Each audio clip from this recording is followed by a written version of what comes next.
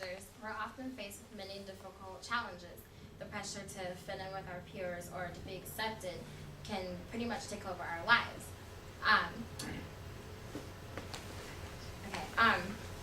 If you ask any of your family or friends, they may tell you that high school was one of the hardest things to accomplish, and it actually is. Have you ever realized or remembered waking up in Disney pajamas or playing with toys all day and not have to worry about anything or any responsibilities? I'm pretty sure all of us wish we could go back to those days. When I was little, I used to tell my mother and my father all the time, I can't wait till I'm older, not realizing the obstacles and the reality that I would have to face. The number one thing in America is child abandonment. Nearly 60,000 children in the United States are reported abused, neglected, or abandoned each week. The Human Rights Watch Committee reported in 1988 that 100,000 children were abused and abandoned in Russia. The symptoms of child abandonment are alienation, guilt, fear, sleep, eating disorders, or any other sleep disorders. For those of you that don't know, I teach 2- and 3-year-olds at Abundant Living Family Church. I started teaching here when I was 11 years old, and because I was under the age of 16, I had to have my mother accompany me in classrooms and things like that. When I first started teaching, I was frightened. I didn't know how to control a classroom full of kids or how to be a teacher, really. My first day, I had kids running everywhere. There was food everywhere. I didn't know what to do. I wanted to yell at the kids, but I remembered that I couldn't do that. So one thing that I learned was patience. And I learned that, if you talk to children and not in an aggressive way, and you actually speak to them as if you're their age or maybe a little older, they tend to listen more and they tend to pay attention more. Whereas if you're yelling at them, they let it go in one ear and out the other. So I was very thankful to learn these children. One thing that I remember the most, I had a 17-year-old girl come in my classroom with 3 kids. I'm not sure if all 3 kids were hers, but she did drop off her 3-year-old son. He came into my classroom, and he was very quiet.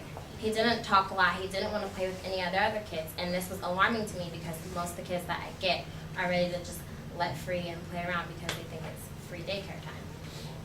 And so when he came into my classroom, I approached him and I asked him, would you like to play with the other kids? And he would tell me no. And I would say, okay, do you want to play outside? And he would say no. And over a series of time, as he started to come to my class more, I learned that he didn't like coming to church. Now, most little kids do like coming to church, that I get, because they like to learn about our religion and they like to play with the toys and interact with other children that they may not get to at home. So I spoke with another adult that I work with, and she explained to me that, I had to talk to this child and I had to be there for this child and learn why he didn't want to come to church. So over a couple of months, I started to talk to him more, and he would tell me things like, I hate coming to church because I see all the other kids' fathers drop them off, and my mother and father aren't together anymore. Now, a 3-year-old doesn't know this. They don't know if their parents are separated. They don't know why mommy and daddy don't get along. They don't know any of these things. So I assumed that he was very wise for his age. Okay, so when I started to talk to him more, he would always say things like, why did my dad leave me? Or why did he leave my family? Which is abandonment. And me being the counselor, a child counselor, I had to handle this child because he was one of my students. And it was a very hard thing for me at that time because I was only 11 or 12 years old.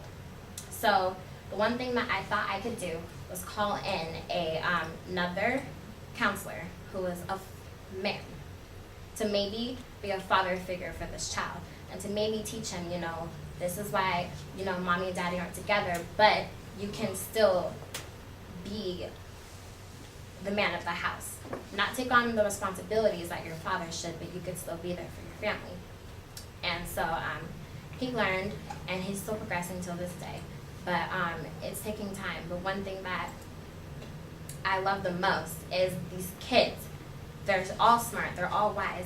They all have parents that, aren't there, and they all have parents that are there. But the number one thing that they have is us. The number one thing that they rely on is us. So one thing that I would love to leave you guys with today is that if you ever have children in the future, or you ever plan to, please always remember to support your kids and to love your kids and to care for them and to be their number one fan, because no matter what you do to them, whether it's good or bad, it does affect them psychologically in the future. And they do remember everything you taught them. And you would never want your kids to grow up the way you grew up, or remember those things like, man, my mom used to do that to me, or anything like that. So with that said, thank you.